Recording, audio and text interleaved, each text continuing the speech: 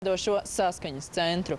Iespējams, tieši pārāk lielais vēlētāju atbalsts un arī attiecīgi vietu skaits Saeimā bija galvenais šķērslis, lai krievalodīgo partiju beidzot laistu pie varas. Pirmā saruna nedēļa lika domāt, ka modelis ar saskaņas centru ir vienlīdz ticams kā koalīcija ar Nacionālo apvienību. Otrā nedēļa atklāja viedokļu šķelšanos. Vienotības pītīgi iestājās pret sociālistu programmu, uz ko Zatlers piesauc tankus, kuri vienīgie spētu mainīt viņa domas. Visbeidzot, Kodols izdarīja izvēli. Pat okupācijas fakta atzīšana saskaņiešiem nedeva caurlaidu uz valdību. Tagad paši spriež. Problēma esot bijis lielā frakcija. Tas attiecīgi nozīmētu vairāk ministru amatu. Pieņemt Nacionālo apvienību ir izdevīgāk, jo Nacionāla apvienība var atmest divus portfeļus un pārējais sadalīt starp Vienotību un ZRP. Un sanāca ļoti izdevīgs no programmatiskām vērtībām skatoties salikums. Ušakovs teica, ka Zatleram nevajadzēja tankus, lai mainītu domas.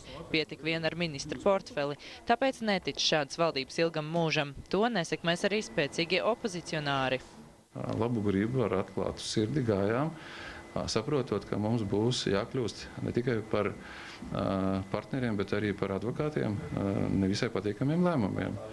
Tagad mēs katrā ziņā diez vai sniegsim savu atbalstu un aplausus tiem, kas tik, manuprāt, ļoti vulgāri, nesmukā veidā pagrieza mums muguru.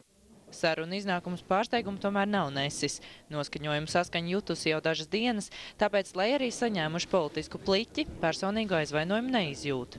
Esmu 18-gadīga skolniece, lai apvainotos uz Zatleru. Saskaņa opozīcijā nebūs viena. Gluži kā uz nosodīto soliņa jāsēžas Zaļo un Zemnieku savienībai, kura gan vēl nesteidz nedz nozākāt, nedz atbalstīt topošo koalīciju. ZZS ir tāda teiksim, pragmatiska opozīcija. Vismaz gatavojamies tādam darbam, un pirmām kārtām jau jāizpēta būs jaunā valdības deklarācija, tad varēs panalizēt, kas tur ir sarakstīts, un tad arī varbūt precizēsim savu viedokli, kāds tas ir attiecībā pret šo valdību. Visvairāk opozicionāri cer uz līdzvērtīgu spēku sadalījumu komisijās. Tā, piemēram, iepriekšējās Saeimas prezidijā vieta atradās arī opozīcijas deputātam Andrejam Klementjevam. No tā, vai arī šajā Saeimā darboties ļaus visām 5 partijām, vai arī varu centīsies paturēt tikai koalīcija, būšot atkarīgi Zaļzemnieku balsojumi turpmākos 3 gadus. Kristīna Žilde, Juris Bindārs, TV3 ziņas. Vienotības politiķi šajā koalīcijā varēs justies kā skolotāji saviem partneriem. Lielākajai daļai jaunievēlēto